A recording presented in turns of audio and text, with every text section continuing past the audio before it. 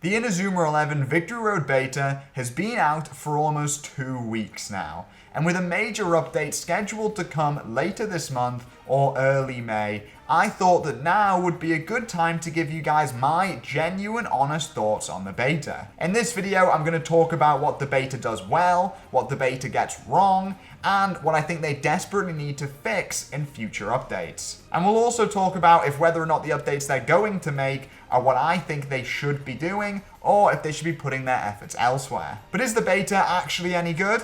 Let's find out. So, to start us off, I'm just going to say that I think this beta is super fun to play casually. And that for me has to do with how chaotic all of its features feel when you put them all together. Focus, scramble, tension, zone, castle walls, special moves, special tactics, super special tactics, breaches, saves.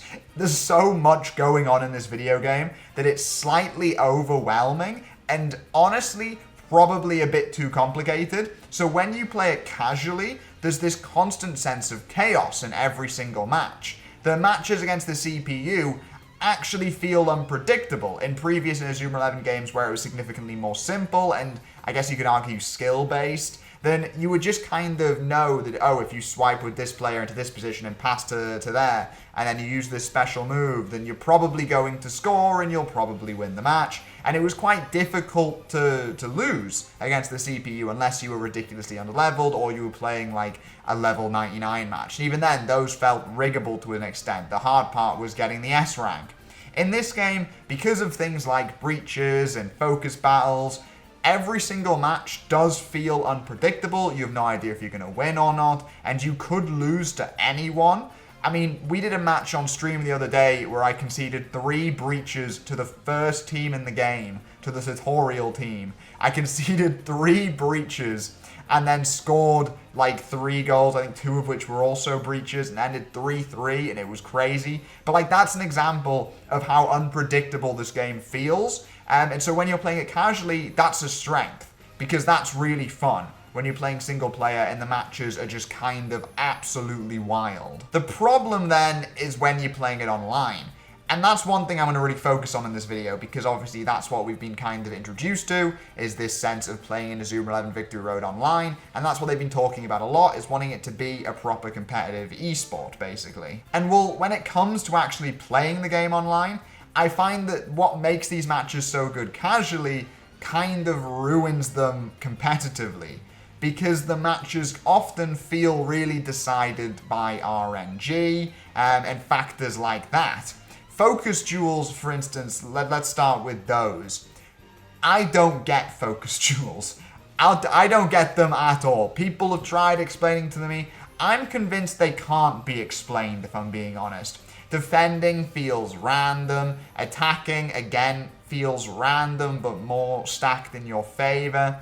I feel like it's a numbers game, but then that barely even works half of the time, so I'm not really sure.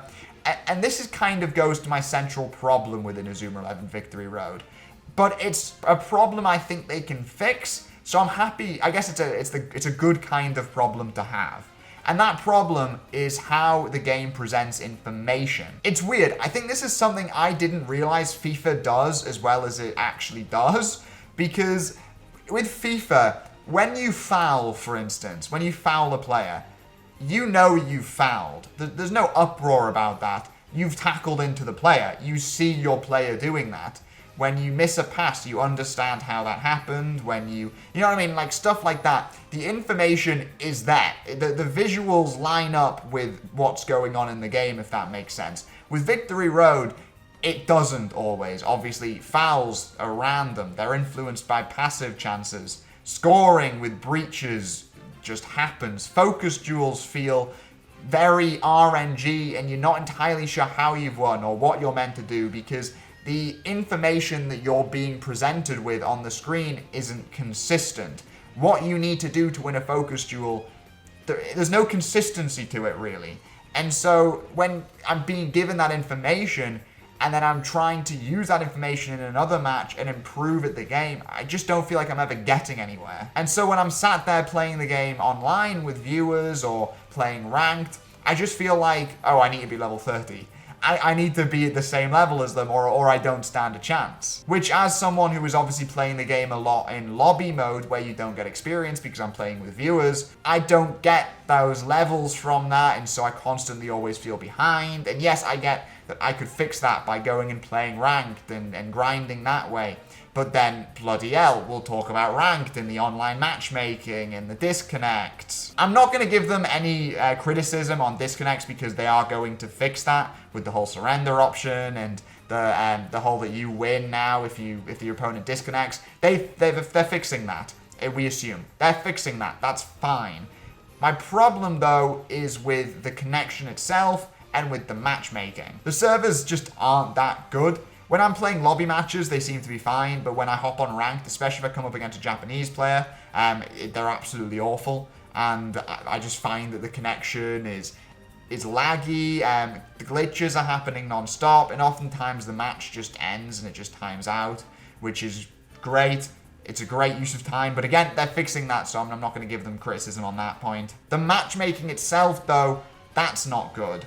The fact that I'm at, level 25 or whatever, and I'm constantly coming up against level 30s or level 13s, there's not really any balance in that, and it makes ranked a pretty miserable experience, especially with how rage quitting and disconnect is now. You hop on, you come up against level 13, they disconnect. You can hop on, you come against level 30, you just lose. You just get your ass handed to you for like 10 minutes, and then at the end, oh cool, I got a bit of experience. And I didn't know that, oh, if I rank my player up to legendary, then they get less experience. I didn't know that before I did that, and now I'm dealing with the consequences. I just feel like the matchmaking system just felt easy to solve. I don't know, maybe I'm wrong about this, because obviously I'm not a game designer. But surely if you just put me up against other people in my rank, that solves the issue. Because obviously, yes, you'll still have some level problems, but I'm not going to complain if I know at least there's an attempt to be made with matchmaking. But I'll be honest, I don't understand why this beta has levels in the first place and why it just doesn't set you at a certain level. I don't get it. I get that it's so you can put more time into the beta, but I'd be less inclined, I'd be more inclined to actually play the thing and play online matches if I was the same level as everyone else. And if because I didn't play the game all day 1, day 2, so I'm naturally behind everyone else, and I feel so sorry for new players who start the game, today or in 2 weeks or the day, like June 21st, to try and give Inazuma 11 a go. They hop on online, they're level 1, they get their ass absolutely handed to them by some level 30 because the matchmaking doesn't make sense. Yes, I know casual mode exists, but casual mode doesn't let you customize your teams, so it's not what I'm on about. And my last, ranty complaint is going to be about breaches. You knew it was going to be about breaches. They're so stupid. The fact that I can do a tutorial match and have 5 bloody breaches happen in the match is ridiculous. They're way too common. The passives to boost them up are way too common. For those who don't know what a breach is, it's a 10% chance to basically completely destroy your keeper's KP bar, which is judges how close they are to conceding a shot. 10% chance, completely destroy that, but there are passives, like skills that your players can have, which can boost that up to 20%. So it's a 20% chance to completely destroy your KP bar. And what this means is it kind of means 2 things. One, that a lot of games are decided by breaches, which just isn't fun. It's fun to watch, it's quite fun to watch a match that's decided by breaches, but to play, it's quite miserable. And what it also means is that teams, you just have breach teams because everyone's going to use the breach players, because a 20% chance of scoring automatically in a game that's typically quite slow and low with its scoring because of these massive KP bars, you're going to want to take that. You want to increase those odds. You want that 20% chance to get an automatic goal. That's brilliant. That's such good odds. Why wouldn't you do everything in your power to increase that? So I don't blame people for using breach teams.